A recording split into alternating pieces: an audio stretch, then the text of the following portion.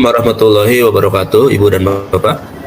Waalaikumsalam. Waalaikumsalam warahmatullahi wabarakatuh. Selamat siang Pak Abdul Aziz Bu Lutfiah. Apa kabarnya pada siang ini? Semoga selalu semangat ya. Ya, alhamdulillah sehat Pak ya. Semangat, Pak. Selalu semangat. Nah, alhamdulillah pada siang ini kita bisa berjumpa kembali dalam praktik coaching. Sebelumnya perkenalkan, tugas saya di dalam kegiatan ini adalah sebagai observer.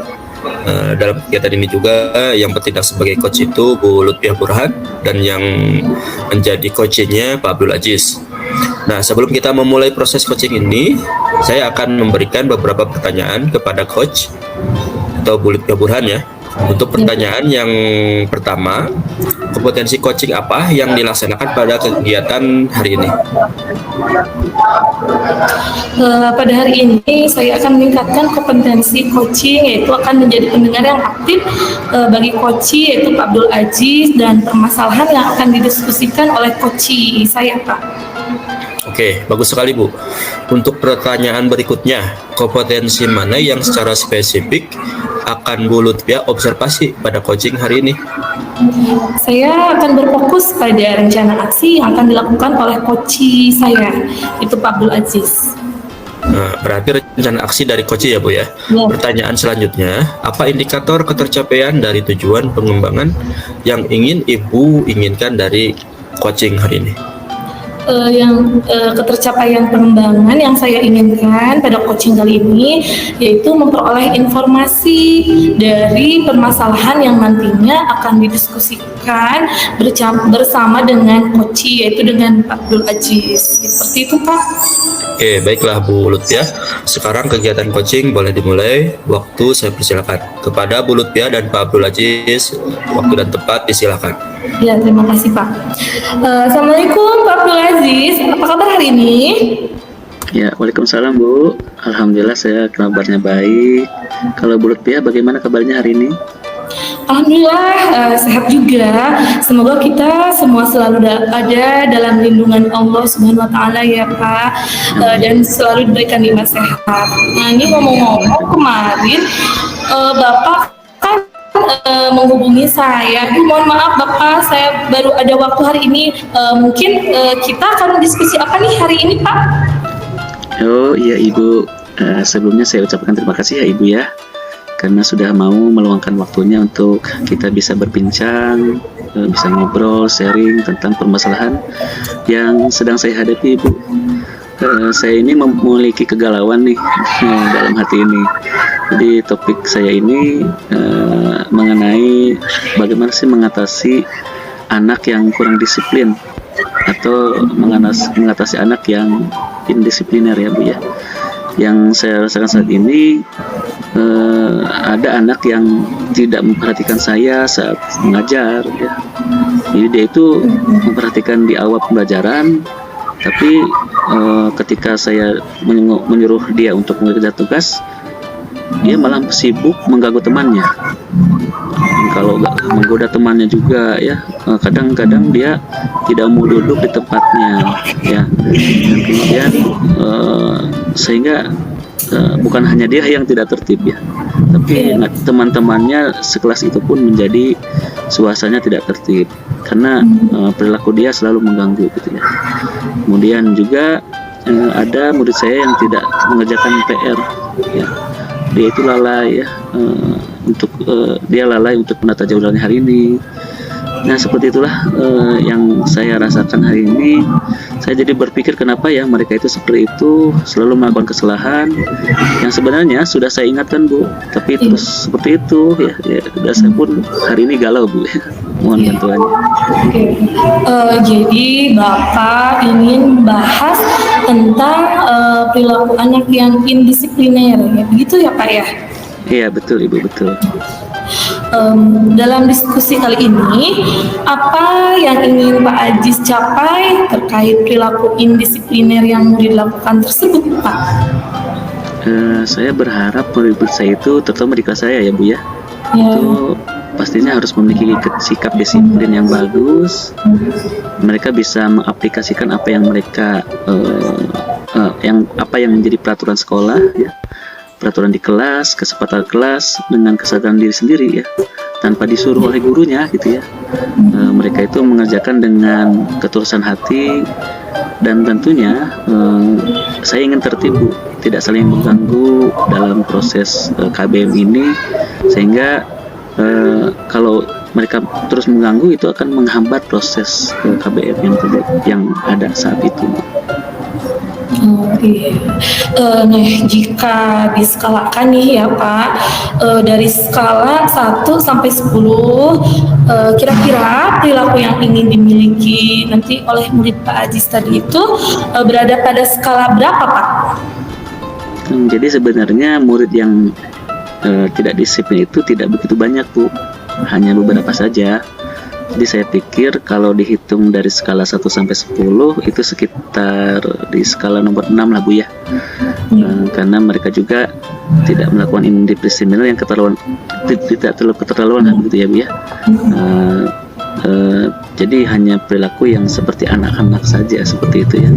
Jadi perlu pengawasan yang lebih ekstra sehingga mereka bisa tertib. Ya baik, ada di skala 6 ya Pak ya. Apa yang akan Bapak lakukan untuk meningkatkan minat murid Bapak agar dapat berperilaku lebih disiplin lagi yang sesuai dengan yang Pak Aziz harapkan? Kalau saya pikir yang saya dapat lakukan adalah satu, meningkatkan kedisiplinan itu dengan cara dia harus mentaati ya aturan yang ada ya. Kemudian diantaranya itu guru juga dapat memberikan motivasi belajar ya, dengan motivasi belajar yang terus menerus sehingga muncul kesadaran diri dari mereka ya, tanpa ada paksaan dari saya. Nah, kemudian saya akan selalu mengingatkan peraturan data tertib yang sudah dibentuk dan disepakati oleh sekolah, terutama di kelasnya ya. Dan tentunya saya pun akan melakukan restitusi untuk murid yang melanggar kesepakatan ya. Kemudian saya akan mengamalkan nilai-nilai disiplin di sekolah. Pengamalan nilai disiplin ini bisa selalu kita berikan dengan memberikan contoh dan teladan yang baik pada murid-murid, sehingga kita selalu mengingatkan mereka ketika mereka lupa dan melakukan saya pikir juga kita harus ingatkan itu secara berulang, sehingga ketika diulang-ulang itu akan masuk ke dalam alam bawah sadar mereka, dan tentunya dengan pendekatan psikologis juga ya, sehingga kita pun berbicara bukan hanya sekedar guru dengan murid, tapi dari hati ke hati seperti halnya bapak dengan anaknya ya, sehingga terbentuklah sebuah kepribadian atau karakter dari anak tersebut. Dan juga saya meminta bantuan kepada orang tua untuk memberikan feedback ya, umpan balik juga terkait dengan perkembangan anaknya, gitu Ibu. Wah, bagus sekali Pak, rencana-rencana pemikiran yang akan Bapak laksanakan ini merupakan sesuatu yang luar biasa sekali. Dan saya sangat mengapresiasi rencana langkah dan pemikiran yang akan Bapak laksanakan tadi. Lalu, apakah ada hambatan yang Bapak alami selama ini untuk mewujudkan tingkat kedisiplinan murid yang tadinya indisipliner menjadi murid yang disiplin, Pak? Ya, terkait hambatan pasti selalu ada ya Bu ya.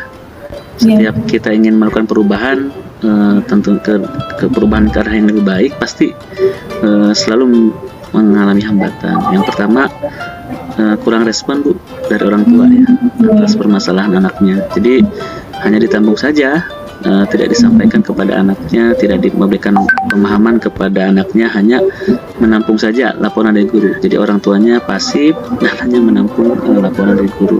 Yang kedua, lemahnya motivasi anak ya. Sebenarnya apabila kita ingin memahamkan suatu hal kebaikan kepada anak, kita munculkan dulu kesadaran diri anak ya, agar proses KBM bisa berjalan dengan tertib, karena mereka tahu menaati peran itu harus dilakukan. Gitu. Menurut Pak Aziz, bagaimana caranya untuk mengatasi hambatan-hambatan yang disebutkan tadi, sehingga murid dapat termotivasi dari dalam dirinya sendiri yang tadinya indisipliner menjadi murid yang disiplin? Oh iya Bu, saya sudah memikirkan beberapa kali dan saya akan coba komunikasi langsung dengan orang tua dengan mendatangi langsung orang tuanya. Karena sebelumnya saya hanya berbalas WA saja dengan orang tuanya, menceritakan tentang perilaku indisipliner anaknya, tapi saya ingin coba bertatap muka langsung sehingga saya bisa melihat langsung respon dari orang tua itu. Dan saya harapkan pembicaraan secara langsung ini memberikan pemahaman yang lebih baik ya tentang tanggung jawab mereka sebagai orang tua dalam mendidik anaknya, dan juga mengetahui peran sekolah, sejauh mana peran sekolah itu memiliki peran untuk perubahan dari perkembangan anak itu sendiri. Nah, kemudian untuk yang hambatan kedua tentang motivasi anak, saya akan coba terus selalu memberikan penguatan agar mereka itu mengedepankan kedisiplinan dan diberikan pemahaman ya bahwa hal itu baik, disiplin itu baik dan bisa menjadi karakter nanti di kemudian hari. Bagus sekali ya Pak Hajiz untuk langkah yang akan ditempuh, itu solusi yang sangat luar biasa ya Pak. Nah, untuk ukuran keberhasilan tadi, murid-murid itu berada di angka 6 tadi kan ya. Sekarang menurut Pak Hajiz, murid itu dikatakan berhasil dari indisipliner menjadi murid yang disiplin itu nanti mungkin ada di angka berapa Pak? Ya paling tidak saya harapkan murid saya itu berada pada angka 8 Ibu. Karena tidak banyak yang melakukan disiplin di kelas saya, dan tingkat disiplin itu juga standar saja ya, bukan satu hal yang krusial yang melakukan kesan berat. Jadi saya menginginkan kedisiplinan murid saya itu meningkat, proses belajar mengajar dapat belajar dengan lancar, tidak menghambat karena ulah dari beberapa anak saja yang kurang disiplin. Ya, baik. Kemudian untuk rencana pelaksanaannya, seperti halnya yang tadi Pak Haji utarakan, tadi kan berkolaborasi dengan orang tua, kemudian mengkomunikasikan dengan orang tua, lalu melakukan pendekatan secara psikologis dengan anak. Mungkin akan dilaksanakan kapan Pak? Secepatnya Bu, karena sesuatu yang baik itu harus disegerakan ya. Kalau pertemuan dengan wali murid yang kurang disiplin itu akan saya agendakan besok Bu. Jadi hari ini saya akan kirimkan pesan sehingga besok saya akan bertatap muka dengan wali murid secara langsung, kemudian bisa sampaikan. Tapi kalau untuk meningkatkan motivasi kepada murid itu saya sudah lakukan kemarin Bu. Karena intensitas pemberian motivasi itu kan bukan ketika mereka kurang disiplin juga, tapi setiap saat. Bagus sekali Pak. Memang sebaiknya Bapak lakukan secepatnya. Selain dari rencana aksi yang akan Bapak lakukan tadi, apakah Bapak membutuhkan bantuan dari pihak lain? Ya, tentunya Bu.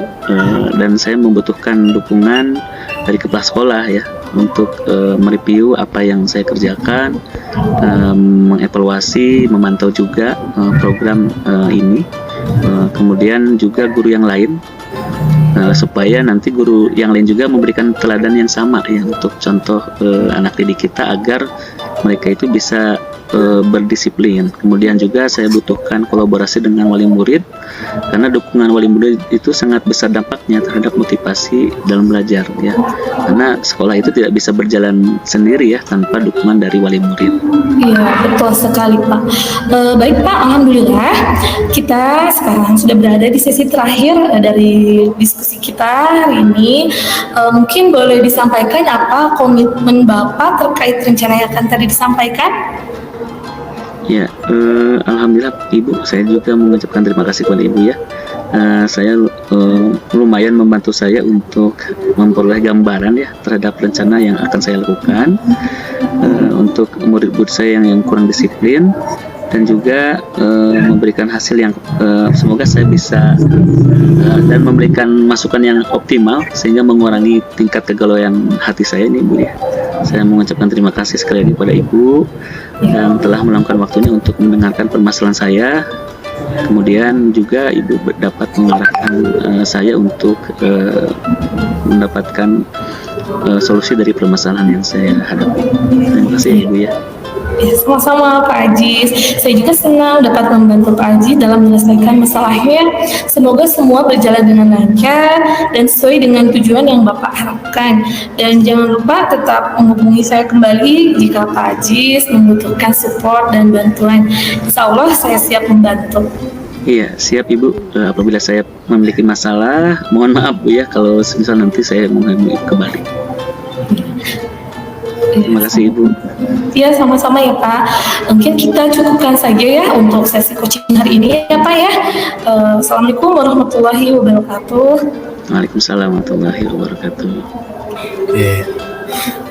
Alhamdulillah. Terima kasih kepada Pak Ajis dan Bu Lutfiah atas kegiatan coachingnya hari ini yang sudah berjalan lancar dan sangat luar biasa dan bagus sekali saya lihat. Saya akan merefleksi kegiatan coaching hari ini. Ada beberapa pertanyaan yang akan saya ajukan, yaitu apakah indikator keberhasilan dari kegiatan coaching hari ini? Indikator keberhasilan dari kegiatan coaching tadi yaitu Pak Ajis akan melakukan rencana aksi yang sudah direncanakan. Semoga dengan rencana aksi Pak Ajis tadi berhasil membuat murid-murid indisipliner tadi menjadi murid yang disiplin seperti yang diharapkan oleh Pak Ajis sendiri. Itu Pak. Oh iya, baik Bu. Semoga apa yang tadi direncanakan oleh Pak Ajis dapat berhasil sesuai yang diharapkan oleh kita semua ya Bu ya. Kemudian dari hasil observasi tadi, kompetensi apa yang ingin dicapai oleh Bu Lutfiah sebagai coach selain aktif mendengarkan coaching? Selain menjadi pendengar aktif, saya akan membuat pertanyaan-pertanyaan yang lebih berbobot supaya dapat menggali lebih dalam dan luas lagi kompetensi dari coach saya yaitu tadi Pak Abdul Aziz. Oke, bagus sekali, luar biasa Bu ya. Terima kasih kepada Bu Lutfiah dan kepada Pak Abdul Aziz atas coachingnya hari ini. Kegiatan coaching hari ini saya tutup. Wassalamualaikum warahmatullahi wabarakatuh. Waalaikumsalam warahmatullahi wabarakatuh. Terima kasih Pak.